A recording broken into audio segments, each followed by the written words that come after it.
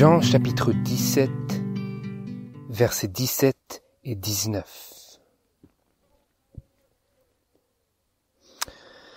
Sanctifie-les par ta vérité. Ta parole est la vérité. Et je me sanctifie moi-même pour eux, afin qu'eux aussi soient sanctifiés par la vérité. Bonjour à tous frères et sœurs. Chaque sabbat nous revient comme le saint jour de l'Éternel, mais aussi comme une aide de Dieu pour nous rappeler les choses que nous sommes en danger d'oublier ou de négliger.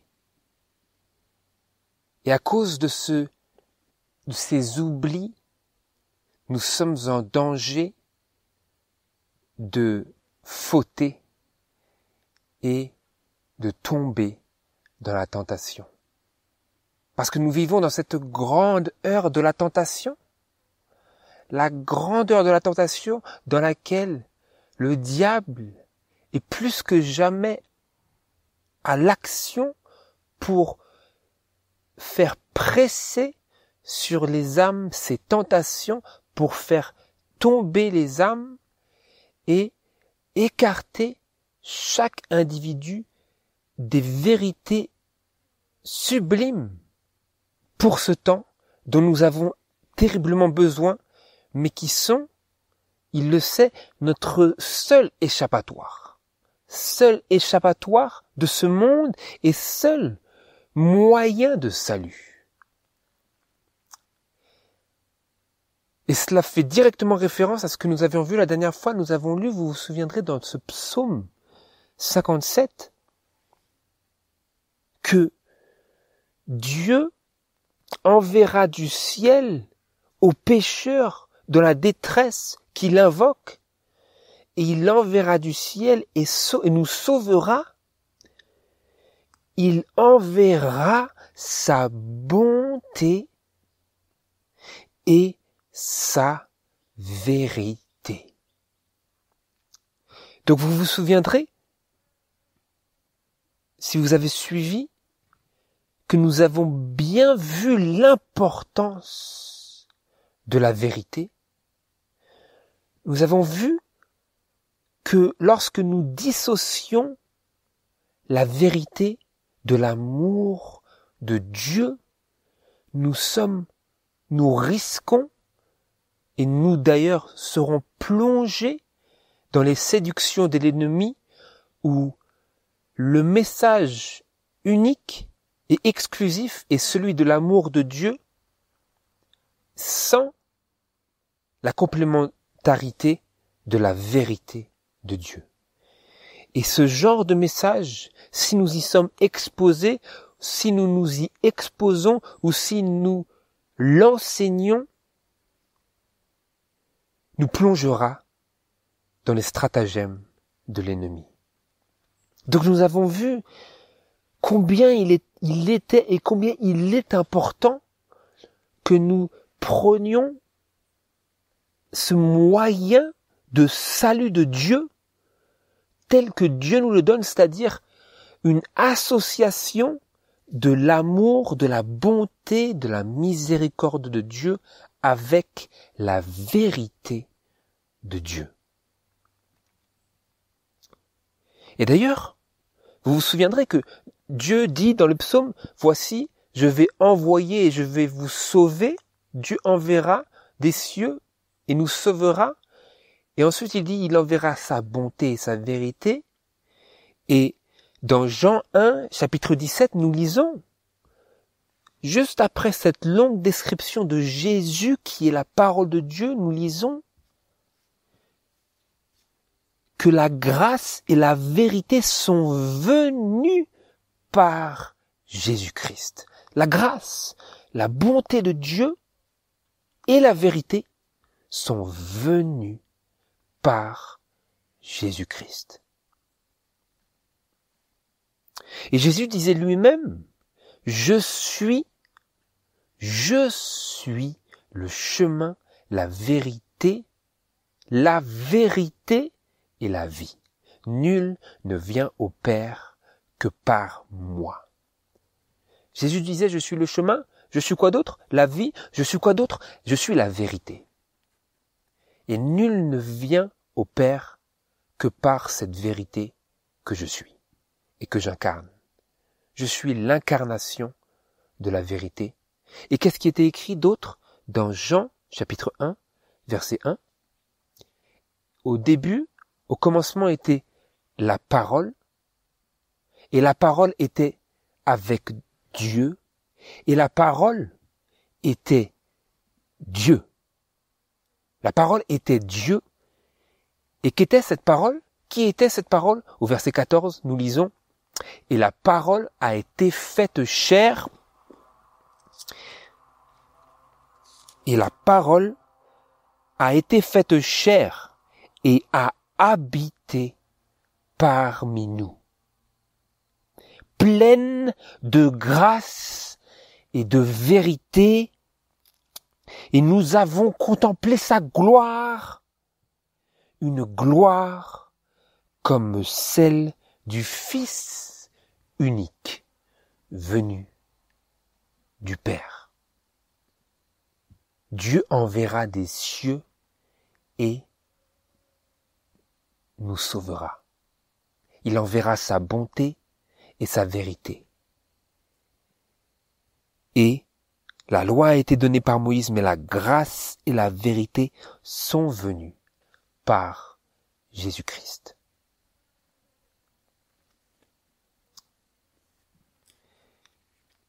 Donc nous avons vu que la vérité est primordiale, que si nous écoutons des enseignements où il y a beaucoup de vérité mais un peu d'erreur, nous allons directement à l'encontre du témoignage de la parole de Dieu et des conseils spécifiques de l'esprit de prophétie.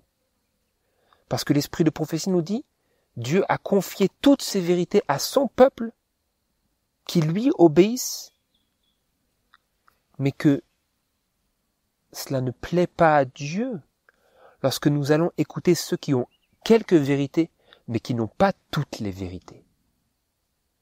Dieu dit à ses enfants, vous n'avez pas besoin d'aller écouter et ramasser un peu de vérité ici et là, je vous donne tout auprès de mon Église. Ensuite, maintenant, la dernière fois, avant de conclure, nous sommes brièvement dirigés, notre attention a été brièvement dirigée vers ces paroles de Jean chapitre 8, vers lesquelles on veut revenir, parce que elles contiennent un message dont on a vraiment fortement besoin. Jean chapitre 8, versets 31 à 36. Jésus dit donc aux Juifs qui avaient cru en lui, « Si vous demeurez dans ma parole, vous êtes véritablement mes disciples, et vous connaîtrez la vérité, et la vérité vous affranchira. » Ils lui répondirent, « Nous sommes la postérité d'Abraham, et nous n'avons jamais été esclaves de personne. Comment donc, dis-tu, vous serez affranchis ?» Jésus leur répondit, « En vérité, je vous dis que quiconque s'adonne au péché est esclave du péché. Or, l'esclave ne demeure pas toujours dans la maison, mais le Fils y demeure toujours. Si donc le Fils vous affranchit, vous serez véritablement libre. Ce sont des belles paroles dont il nous faut tirer la substance première pour ne pas nous tromper quant à notre compréhension de la parole de Dieu, pour ne pas nous séduire nous-mêmes en nous donnant l'impression que nous avons compris, que nous avons relevé tout le message qui est compris dans ces quelques versets que nous venons de lire. Jésus dit, si vous demeurez dans ma parole, vous êtes véritablement mes disciples. Si vous demeurez dans ma parole, là vous êtes vraiment mes disciples. Et en continuant, en persévérant dans ma parole, vous connaîtrez la vérité et la vérité vous affranchira. Mais attention parce que la vérité qui nous affranchira, ici, la liberté dont Jésus parle, ce n'est pas simplement une liberté doctrinale, une liberté de l'erreur, ou une liberté de mauvaise conception vestimentaire, ou de forme. Il s'agit de la liberté du quoi? De la liberté du péché. Car, comme il l'a dit, quiconque s'adonne au péché est esclave du péché. Donc Jésus, il présente ici quelque chose qui suscite et qui invoque de notre part une attention qui est suffisante pour mettre à l'épreuve et permettre que nos affections et nos habitudes soient mises à l'épreuve par la parole de Dieu, soient mises en examen par ces paroles de Jésus. Qu'est-ce qu'il dit?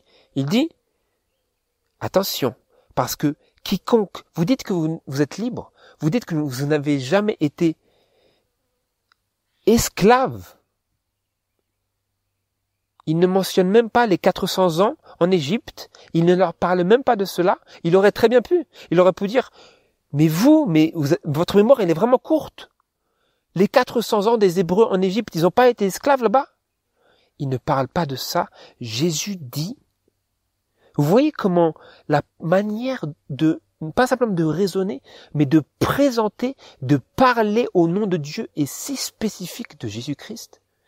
Il aurait pu leur lancer des missiles de rétribution logique, mais il ne l'a pas fait.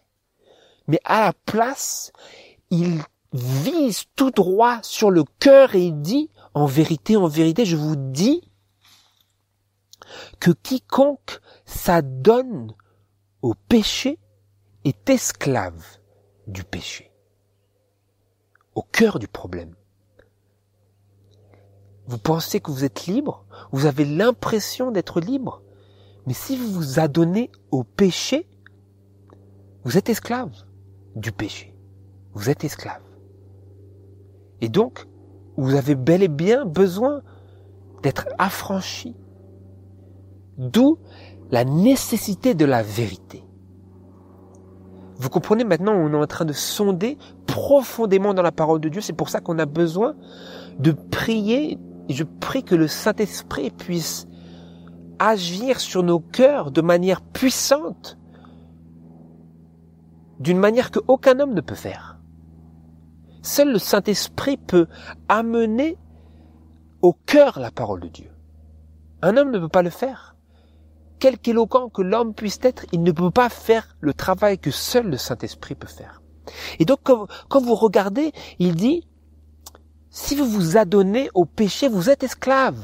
Vous êtes esclave. Mais moi, je viens pour vous affranchir.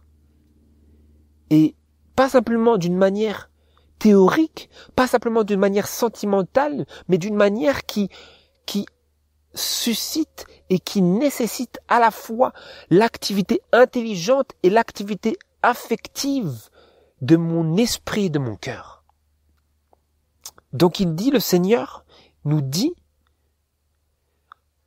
oui, il dit, l'esclave ne demeure pas toujours dans la maison, mais le fils, il demeure toujours, lui demeure toujours, lui, il est toujours fils. Les hommes ne peuvent pas vous donner la liberté par la paille qu'ils vous donnent. Vous avez déjà remarqué que vous essayez de trouver une satisfaction, un certain soulagement en écoutant ce que les hommes vous disent. Mais si eux-mêmes sont esclaves du péché, esclaves de l'erreur, qu'ils ne sont pas dans la pleine lumière de Jésus-Christ qui est la pleine vérité, eh bien, que vont faire ces hommes avec leur paille? Ils ne vont pas vous nourrir, ils ne vont pas vous donner du froment. Et comme c'est écrit dans Jérémie, qu'est-ce que la paille a à voir avec, qu'est-ce qu'a la paille avec le froment? Comment peut-on comparer les deux? Il n'y a pas lieu de les comparer. Et donc, l'esclave, les hommes qui sont esclaves, si je dépends de ce que les hommes disent, des paroles des hommes, je suis esclave. Et ils ne m'affranchissent pas. Mais lui dit, moi, je reste toujours fils dans la maison de mon Père. Et moi, si je vous affranchis par la vérité que je suis, alors vous serez véritablement libres.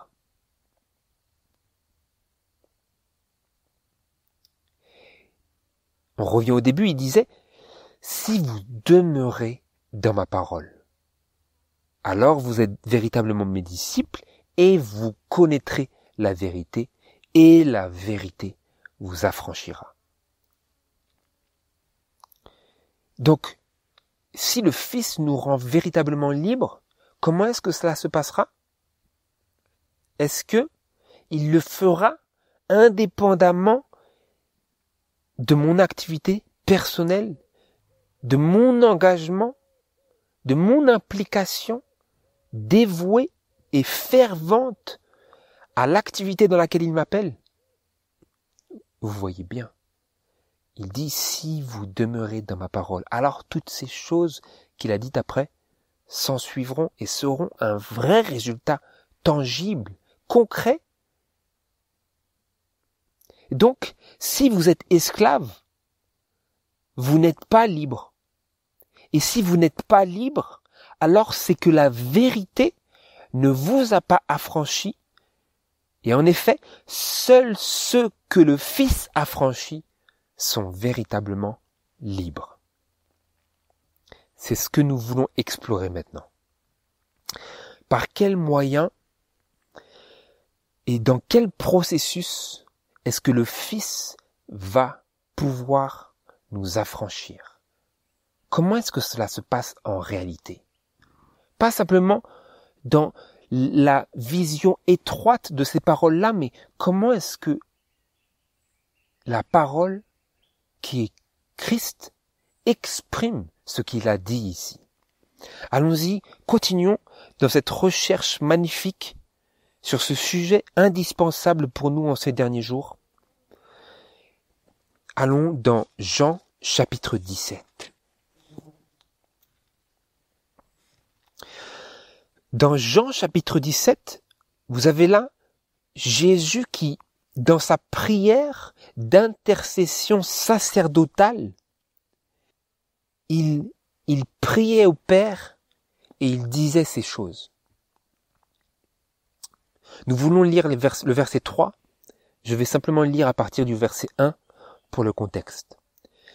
Jésus dit ces choses aux disciples dans le chapitre 16, puis levant les yeux au ciel, il dit, Père, l'heure est venue, glorifie ton Fils afin que ton Fils te glorifie, selon que tu lui as donné pouvoir sur toute chair, afin qu'il donne la vie éternelle à tous ceux que tu lui as donnés. Or, c'est ici la vie éternelle, qu'ils te connaissent, toi, le seul vrai Dieu, et Jésus-Christ que tu as envoyé. C'est ici la vie éternelle, a dit Jésus. Que mes disciples, ce que tu m'as donné, ils te connaissent et qu'ils connaissent qui? Et qu'ils connaissent Jésus-Christ que tu as envoyé. Et ensuite, il continue de prier pour ses disciples que le Père lui a donné et qu'il a gardé en son nom. Et il dit, ils ont gardé ta parole, etc. Et il dit, verset 15, je ne te prie pas de les ôter du monde, mais de les préserver du malin. Ils ne sont pas du monde, comme je ne suis pas du monde. Verset 17. Sanctifie-les par ta vérité, ta parole est la vérité. Comme tu m'as envoyé dans le monde, je les ai aussi envoyés dans le monde, et je me sanctifie moi-même pour eux, afin qu'eux aussi soient sanctifiés par la vérité. Est-ce que vous êtes à l'écoute? Est-ce que nous sommes à l'écoute? Il commence, Jésus dit, c'est ici la vie éternelle, qu'ils connaissent toi le Père et moi que tu as envoyé, Jésus-Christ. Et ensuite il dit, sanctifie-les par ta vérité. Ta parole est la vérité. Souvenez-vous, Jésus est la vérité aussi. Et il est la parole. Et je me sanctifie moi-même pour eux, afin qu'eux aussi soient sanctifiés par la vérité. Et maintenant, il dit, il prie, sanctifie-les par ta vérité, ta parole est la vérité.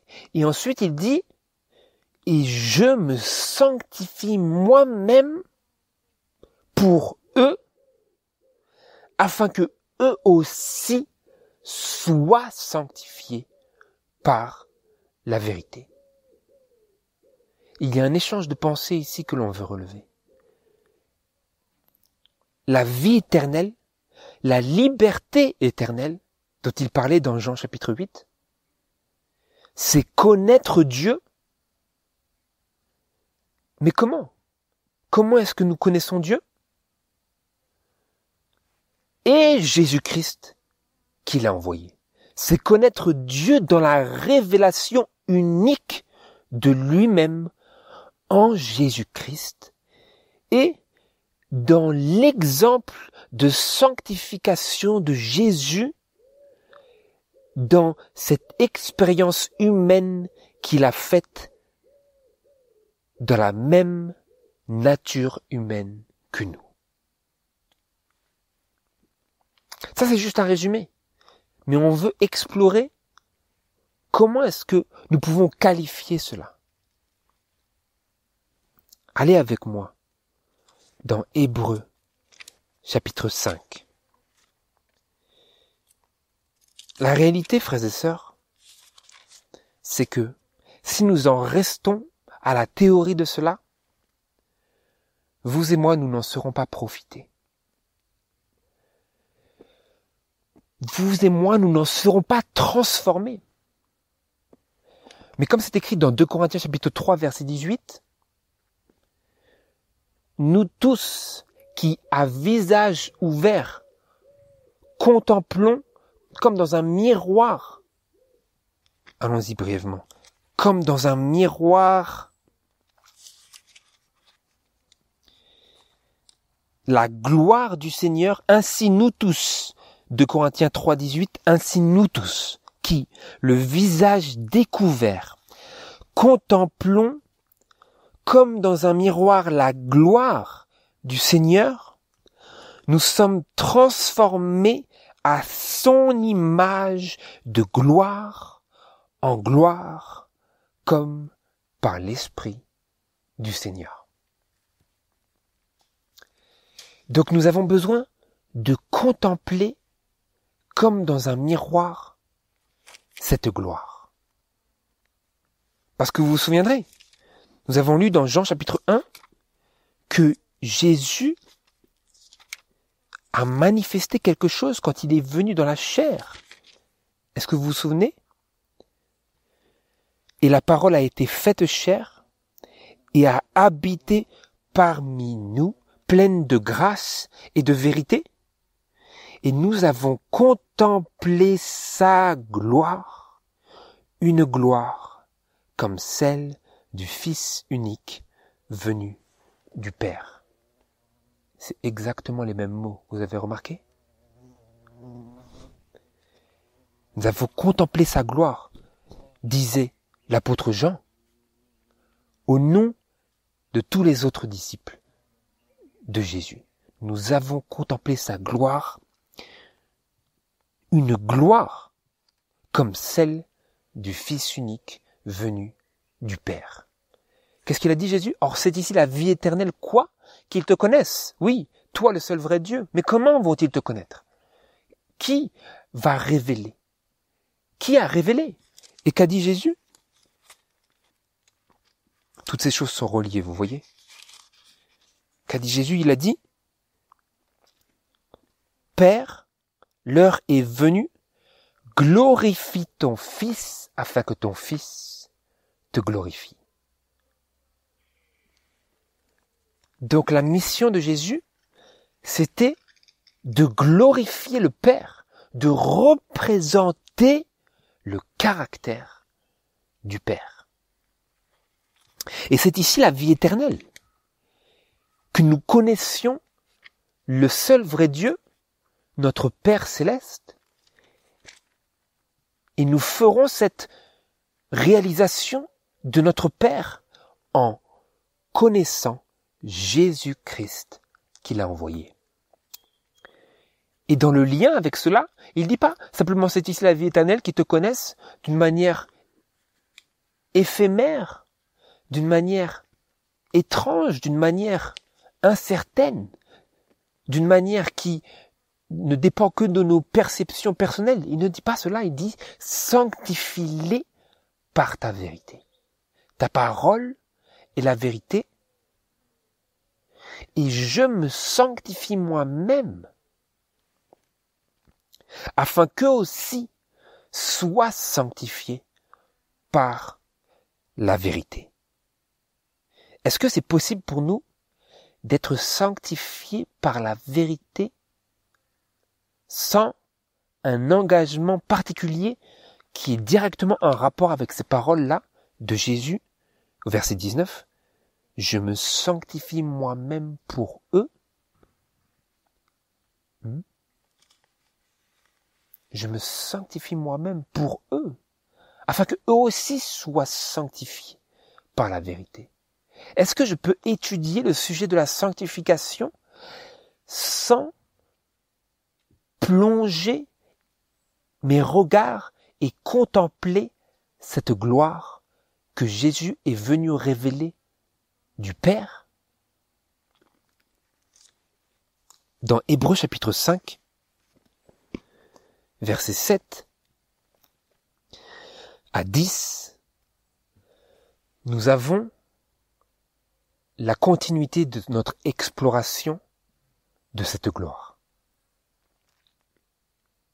C'est lui, Jésus, Christ, qui, pendant les jours de sa chair, ayant offert avec de grands cris et avec larmes des prières et des supplications à celui qui pouvait le sauver de la mort et ayant été délivré de sa crainte, bien qu'étant fils, a appris l'obéissance par les choses qu'il a souffertes, et ayant été rendu parfait, il est devenu l'auteur du salut éternel pour tous ceux qui lui obéissent. Dieu l'ayant déclaré souverain sacrificateur selon l'ordre de Melchisédek. Qu'est-ce que c'était? Son activité au sujet de laquelle il disait « Je me sanctifie moi-même ». Pendant les jours de sa chair, ayant offert avec de grands cris et avec larmes des prières et des supplications au Père, bien qu'étant fils, il a appris l'obéissance par les choses qu'il a souffertes. Est-ce que nous lisons ici une sanctification, une activité où Jésus s'est lui-même sanctifié par la vérité? Vous vous souviendrez que lorsqu'il était appelé à la chair dans les synagogues, il ouvrait le rouleau de la loi et il lisait dans la loi. Jésus était aussi bien que vous et moi sanctifié par la vérité. Parce que quelle était sa réponse? Quelle était sa réponse? Quelle était la réponse de Jésus à la tentation? Est-ce qu'il dépendait de la vérité pour son salut? Parce que, réfléchissons bien, frères et sœurs. Si Jésus n'avait pas résisté à la tentation, est-ce que il serait notre sauveur? Il serait pécheur, n'est-ce pas? Il serait pécheur comme vous et moi. Mais non. Il est écrit ici que bien qu'étant le Fils de Dieu, il a appris l'obéissance par les choses qu'il a souffertes. Combien de choses Jésus a souffertes? Pourquoi les a-t-il souffertes? Pour apprendre l'obéissance. Avez-vous besoin d'apprendre l'obéissance? Et donc lorsque nous souffrons, avons-nous une personne vers laquelle nos affections peuvent se diriger? Et ce n'est pas tout. Ayant été rendu parfait, ayant appris l'obéissance par les choses qu'il a souffertes et ayant été rendu parfait, il est devenu l'auteur du salut éternel pour tous ceux qui lui obéissent. L'auteur, il est devenu cela. Il avait un cheminement de sanctification. Il disait, je me sanctifie moi-même pour eux, afin que eux aussi soient sanctifiés par la vérité de ma sanctification. Il n'y a pas d'autre moyen. Jésus a dit, je suis le chemin, la vérité et la vie. Nul ne vient au Père que par moi. Il a dit, je suis la porte. Si quelqu'un entre par moi, il trouvera de la pâture. Il trouvera du froment. Il trouvera de quoi manger. Je le nourrirai spirituellement. Pas simplement cela. Il entre par moi, je suis la vérité. Je me suis sanctifié par la vérité. Impressionnant, n'est-ce pas? Jésus était, durant la dispensation de l'Ancien Testament, d'une manière épisodique et d'une manière cachée à travers la nuée auprès des Hébreux. Mais quand les temps ont été accomplis, il est venu dans la chair. Et il a lui-même été sanctifié, il s'est lui-même sanctifié de manière active par la vérité qu'il a inspirée et qu'il a déclarée lorsqu'il aidait les enfants d'Israël et les enfants de Dieu depuis le début de l'humanité. et ayant été rendu parfait maintenant pendant les jours de sa chair, pendant les jours qu'il a vécu dans sa chair,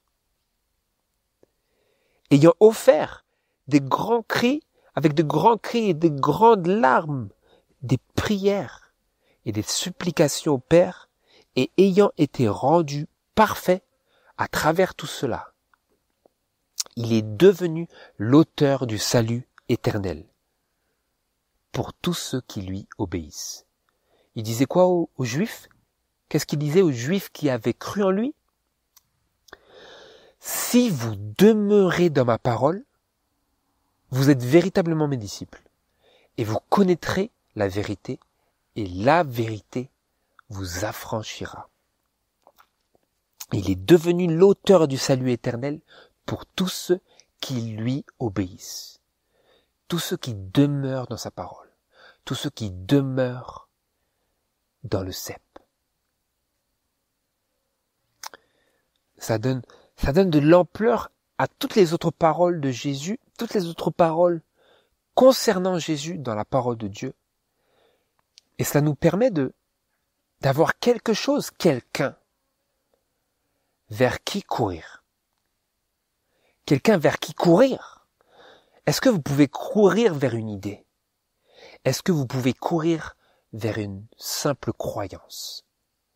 Est-ce que cette croyance m'est tellement réelle que lorsque la tentation est au plus fort, alors ma foi peut se saisir de Jésus? Vous vous souvenez, il y a des paroles au sujet des enfants d'Israël, où Dieu dit « Oh, ta bonté est comme la rosée du matin ». Et l'esprit de prophétie commente sur ces paroles et dit qu'il faut que notre repentance ne soit pas comme la rosée du matin. Une repentance dont il faut se repentir. Une repentance qui est stimulée par des émotions simplement, mais qui n'est pas stimulée et qui ne naît pas d'une véritable décision d'obéir à Jésus-Christ. Parce qu'il a été il est devenu l'auteur du salut éternel pour tous ceux qui lui obéissent. Mais il est l'auteur. Mais il est l'auteur pour ceux qui lui obéissent. Donc je ne suis pas l'auteur de mon propre salut, mais si je lui obéis, si je mets ma volonté du côté de la volonté de Dieu, il va faire prospérer nos efforts. Parce que c'est lui qui crée en nous le vouloir et le faire selon son bon plaisir. Vous vous souviendrez, dans Philippiens, chapitre 2. Et j'aimerais lire des paroles de l'esprit de prophétie ici pour nous aider à bien discerner, à bien nous représenter cette assistance réelle de Jésus qui est venu faire cela et vivre cela dans cette chair, dans les jours de sa chair. Quel genre de chair? Nous lisons avant cela dans Hébreux chapitre 4, versets 15 à 16. Au sujet de Jésus, encore une fois, nous lisons « Car nous n'avons pas un souverain sacrificateur qui ne puisse compatir à nos infirmités. Au contraire, il a été tenté en toutes choses comme nous, mais sans péché. » Il a été tenté en toutes choses comme moi, comme nous, mais sans péché. Et donc, à cause de cela, nous disons que il peut compatir à nos infirmités. Verset 16. Allons donc avec confiance au trône de la grâce, afin d'obtenir miséricorde et de trouver grâce pour être secouru dans le temps convenable. Quel est le temps convenable? Le moment où vous avez besoin de Dieu plus que jamais. C'est à ce moment-là que il nous faut aller avec confiance au trône de la grâce. Avec confiance que quoi? Avec confiance que mes affections seront satisfaites en Jésus-Christ. Pas simplement avec confiance qu'il me donnera la victoire, avec confiance que mes affections, qu'il est digne de mes affections. Allons donc avec confiance au trône de la grâce, avec confiance que Dieu a promis de recevoir le pécheur contrit. Avec confiance que Dieu n'a pas besoin que j'amende mes voies avant de revenir à lui pour être pardonné. Avez-vous déjà fait cela?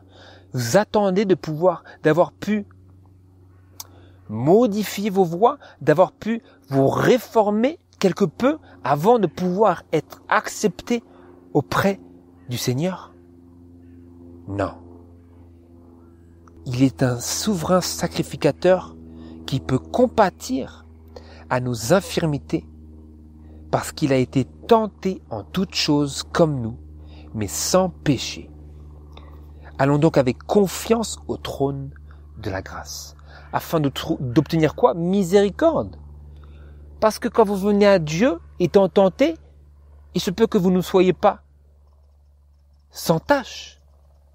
Donc, j'ai besoin d'avoir confiance que il peut à la fois me donner miséricorde et me donner grâce pour vaincre dans le temps convenable. Combien ces choses sont-elles importantes? Combien ces choses sont-elles indispensables? C'est pour cela qu'il faut absolument que ces choses soient pour vous et moi plus qu'une théorie, plus qu'une croyance, plus qu'une doctrine. Il faut que, par la foi, je me saisisse de la réalité de Jésus. Lisez avec moi, ou plutôt, suivez avec moi ce passage de l'Esprit de prophétie que l'on trouve dans le commentaire biblique à la page 1088. Nous lisons ceci. Il est écrit au sujet de Christ que, étant en agonie, il priait plus instamment et il lui vint une sueur comme des grumeaux de sang qui tombaient sur la terre. Nous avons besoin de nous rendre compte de la vérité sur la nature humaine de Christ afin d'apprécier la vérité des paroles citées. Christ n'a pas pris sur lui une humanité apparente. Il a pris et il a vécu la nature humaine. Christ n'a pas opéré de miracle dans son propre intérêt. Il fut entouré d'infirmités, mais sa nature divine savait ce qui était dans l'homme. Il n'avait pas besoin qu'on lui en rende témoignage. Le Saint-Esprit lui fut accordé sans mesure parce que sa mission terrestre le nécessitait. La vie de Christ nous représente une nature humaine parfaite. Il fut dans la nature humaine précisément ce que vous pouvez être. Il prit nos infirmités. Il n'a pas seulement été fait chair, mais il a été fait dans une chair semblable à celle du péché. Ses attributs divins ne furent pas permis de soulager l'angoisse de son âme et ses douleurs physiques. La vie de Christ nous représente une nature humaine parfaite, mais pourtant, ses attributs divins ne furent pas permis de soulager l'angoisse de son âme ni ses douleurs physiques. Parce que quoi? Il a été fait dans une chair semblable à celle du péché. Dans la même chair que vous et moi nous possédons. Et pas seulement cela, mais ayant été tenté en toutes choses comme nous, mais n'ayant pas lui-même commis le péché. Tenté en toutes choses comme nous et tenté à la fois de l'intérieur et de l'extérieur. Parce qu'il a reçu une chair semblable à celle du péché, c'est-à-dire la chair de péché. La même, exactement la même, de manière qu'il puisse compatir avec mes infirmités et qu'il puisse encourager ma confiance pour courir à lui vers le trône de la grâce où il se trouve en tant qu'intercesseur et souverain sacrificateur, courir à lui dans le temps convenable, dans le temps nécessaire, dans le temps ou sans secours, mais indispensable. Il a pris, qu'est-ce que c'était?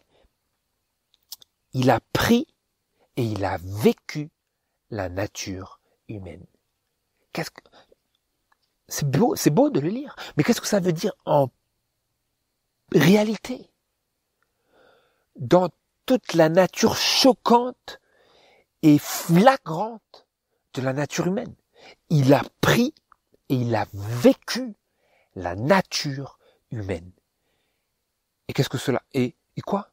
Et donc, qu'est-ce que ça fait pour moi?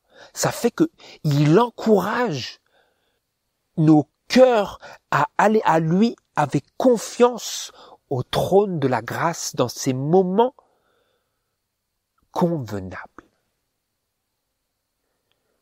Dans le temps convenable. Le mot est presque bizarre.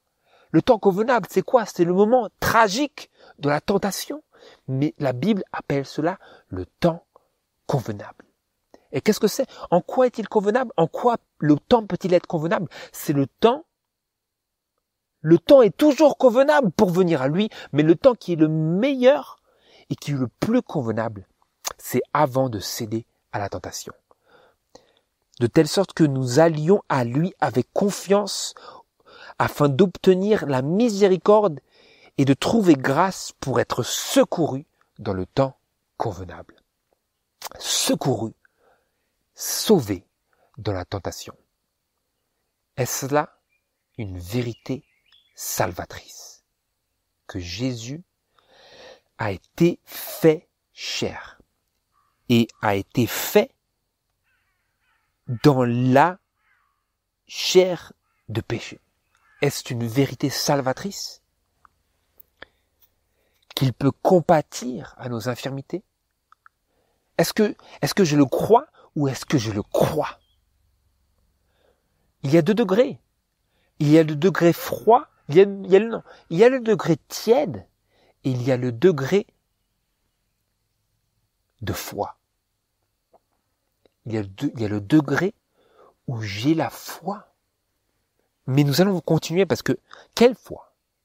Est-ce que j'ai ma foi en lui? Quelle est la foi que j'ai? Ma foi en Jésus ne suffira pas pour me secourir dans le temps convenable. Parce que ma foi en Jésus, elle ne vaut rien. Elle ne vaut rien. Vous pouvez avoir la foi en Jésus tant que vous voulez. Ça ne vous donnera pas la victoire. Il me faut avoir une foi dont il est l'auteur. Nous sommes ici en train de contempler pour être transformés de gloire en gloire, comme par l'Esprit du Seigneur. Par l'Esprit, seul l'Esprit peut faire cela, mais il nous faut contempler. Et contempler, cela requiert une activité délibérée. Et alors que nous le faisons maintenant, nous réalisons que nous voyons Jésus, n'est-ce pas? Parce que Jésus est dans la parole. Mais vous remarquerez que Jésus n'est dans la parole que lorsque nous laissons la parole se révéler à nous telle qu'elle est. Sans essayer de rendre la parole sensationnelle, sans essayer de la faire satisfaire nos attentes. Mais si je réalise que l'attente de Dieu, c'est de me rendre parfait, c'est d'être pour moi le salut, l'auteur du salut éternel, eh bien, je recevrai et j'écouterai la parole de Dieu et Dieu sera en mesure de nous parler puissamment de manière salvatrice, à travers sa vérité. Parce que Jésus a dit, sanctifie-les par ta vérité, ta parole est la vérité. Et il continuait pour vraiment clarifier à tous les esprits à travers la terre que, mais tu ne les sanctifieras pas simplement par des croyances purement doctrinales, parce que moi, je me sanctifie moi-même par la vérité, pour eux, afin que eux aussi soient sanctifiés par la vérité.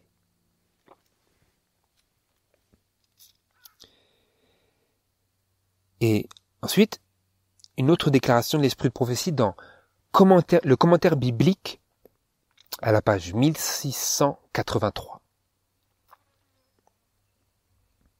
Pour réitérer ces choses, mais par les paroles de l'inspiration. Christ quitta les parvis royaux du ciel et vint dans notre monde afin de représenter le caractère de son Père et ainsi aider l'humanité à lui redevenir fidèle. L'image de Satan était inscrite sur les hommes et Christ vint leur donner le pouvoir et l'efficacité morale. Il vint tel un enfant impuissant portant la même humanité que nous. Ensuite, elle cite Hébreux chapitre 2. Et d'ailleurs, je ne l'ai pas lu, on va s'y tourner maintenant. Hébreux chapitre 2, à partir du verset 10. En effet, il était convenable que celui pour qui et par qui sont toutes choses, voulant amener à la gloire plusieurs enfants, rendit parfait le prince de leur salut par les souffrances. Car tous, et celui qui sanctifie, et ceux qui sont sanctifiés, relèvent d'un seul. C'est pourquoi il n'a point honte de les appeler frères. En disant, j'annoncerai ton nom à mes frères. Je te chanterai des louanges au milieu de l'assemblée. Et encore, je me confierai en lui. Et encore, me voici, moi et les enfants que Dieu m'a donnés. Et qu'est-ce qu'il a fait pour ces enfants que Dieu voulait amener à la gloire à travers lui? Verset 14. Puisse donc que les enfants participent de la chair et du sang, il en a aussi de même participé, afin que par la mort, il détruisit celui qui avait la puissance de la mort, c'est-à-dire le diable, et qu'il délivra tous ceux qui, par la crainte de la mort, étaient toute leur vie assujettis à la servitude. Car, assurément, il n'a pas secouru les anges, mais il a secouru la postérité d'Abraham.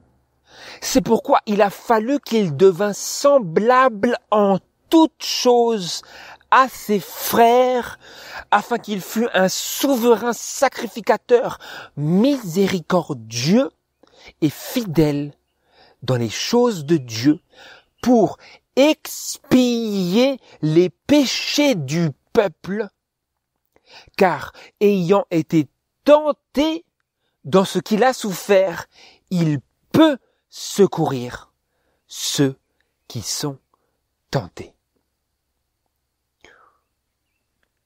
Est-ce que Jésus a une nature humaine tellement semblable à la nôtre qu'il n'y a aucune différence entre mon expérience dans la chair et son expérience dans la chair, mis à part le fait qu'il a été tenté je ne sais combien de fois plus que moi? Vous le voyez ici.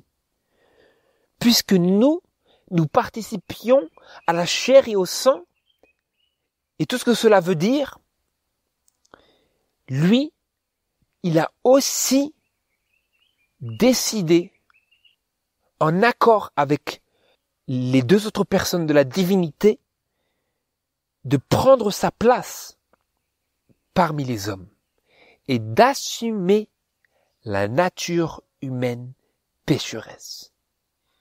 Il en a aussi de même participé. Il a participé à cette nature, à cette expérience dans la chair que nous faisons, en tant qu'être humain déchu, en tant qu'enfant déchu d'Adam. Il en a de même participé, afin que, par la mort, il détruisit celui qui avait la puissance de la mort, c'est-à-dire le diable. Et qu'est-ce que c'est la mort? Le salaire du péché, qu'est-ce que c'est? C'est la mort. Et il a fait cela afin qu'il délivrât tous ceux qui, par la crainte de la mort, étaient toute leur vie assujettis à la servitude. Esclaves, comme nous l'avons lu avant. Il est venu pour nous affranchir, pour que, par cette vérité de son expérience de purification et de sanctification dans la chair, nous puissions être affranchis, afin qu'il puisse nous délivrer qui étions toute notre vie assujettis à la servitude à cause de la crainte de la mort, à cause de notre servitude au péché. Parce qu'il n'a pas secouru les anges, ce qui est écrit, car assurément il n'a pas secouru les anges. Il n'est pas venu pour sauver les anges, parce que les anges étaient au-delà du salut. Ils avaient dépassé la limite au-delà de laquelle ils n'étaient plus accessibles par la grâce. Ils avaient terminé leur temps de grâce. Alors que nous sommes encore aujourd'hui dans notre temps de grâce. Mais il n'est pas venu pour secourir les anges, il est venu pour secourir qui? La postérité d'Abraham. Secourir. Afin que nous obtenions miséricorde et que nous trouvions grâce en allant avec confiance au trône de la grâce où il officie, en tant que souverain sacrificateur miséricordieux. C'est pourquoi il a fallu qu'il devint semblable en toutes choses à ses frères, afin qu'il fût un souverain sacrificateur miséricordieux et fidèle dans les choses de Dieu. Pourquoi? Pour expier les péchés du peuple. J'ai toujours lu ces choses comme une référence à son sacrifice sur la croix. Mais ici, vous avez quelque chose de complètement différent. et particulier. Parce que nous savons, au temps du jugement investigatif, n'est-ce pas? Depuis le 22 octobre 1844, lorsque la purification du sanctuaire céleste a commencé. Et Jésus s'est déplacé dans le lieu très saint du sanctuaire dans le ciel. Et ici, nous lisons que il a fait toutes ces choses, il a souffert toutes ces choses, il a été ainsi rendu parfait par les souffrances, ayant été tenté en toutes choses comme nous, afin qu'il fût un souverain sacrificateur miséricordieux et fidèle dans les choses de Dieu, et pour expier les péchés du peuple. Expier d'une manière tellement vivante et active que il expie nos péchés par une relation individuelle et présente et constante qui nous permet d'être purifiés de nos péchés et qui lui permet d'expier nos péchés et d'en laver, d'en purifier le sanctuaire. Telle est l'activité du jugement des vivants. Le jugement de mort, c'est passé déjà. Nous sommes aujourd'hui au jugement des vivants, près de la fin de toute chose. Et nous lisons ici au sujet de Jésus qu'il a été fait, ce souverain sacrificateur-là, en résultat de son activité dans la chair de péché. Et que, pouvant compatir avec mes infirmités, il invite maintenant ma confiance pour venir à lui et être secouru du péché dans le temps convenable. Pour qu'il puisse expier mes péchés de manière instantanée, pour ainsi dire, de manière directe et, comme ils disent en anglais, de manière live. Nous sommes ici dans un enregistrement live où Jésus nous appelle à chercher auprès de lui ce secours par lequel nous échapperons à la tentation et nous sortirons vainqueurs. Et si nous lisons maintenant dans Hébreux chapitre 12, versets 1 à 4. Ainsi donc, nous aussi étant environnés d'une si grande nuée de témoins de l'univers du ciel, et des hommes sur la terre, et des anges autour de la terre, rejetant tout fardeau et le péché qui nous enveloppe aisément, courons avec constance dans l'arène qui nous est ouverte, regardant à Jésus, le chef, ou comme c'est écrit dans la King James, l'auteur et le consommateur de la foi, qui, à cause de la joie qui lui était proposée, a souffert la croix, méprisant l'ignominie, et s'est assis à la droite du trône de Dieu.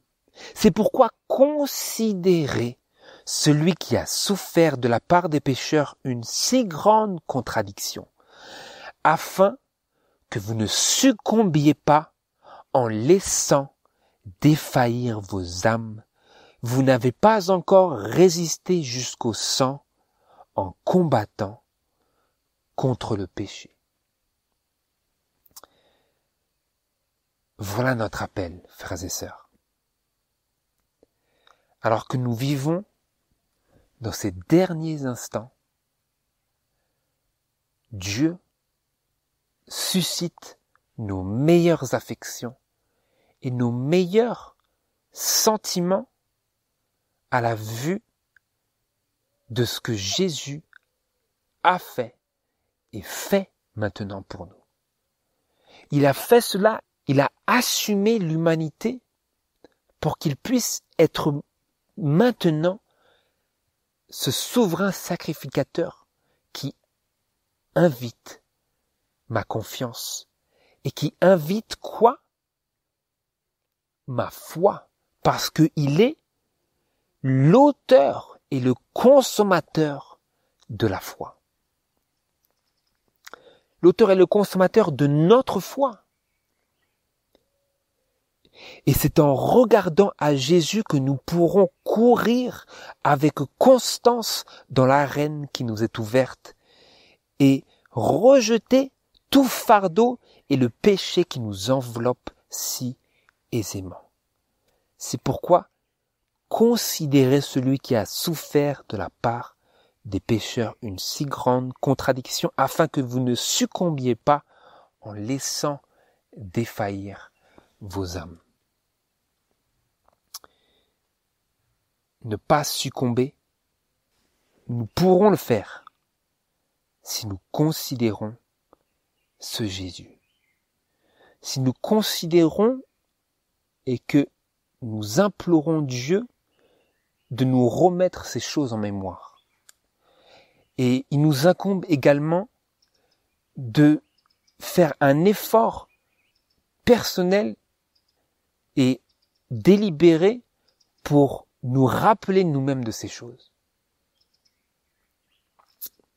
Et à mesure que nous faisons cela, frères et sœurs, il est l'auteur de la foi qu'il nous faut avoir pour vaincre comme il a vaincu et pour s'asseoir avec lui sur son trône comme il s'est assis avec le Père sur son trône. C'est ma prière que l'on puisse faire cela et nous donner sans réserve à Jésus pour qu'il puisse expier nos péchés et nous préparer pour son retour. Amen.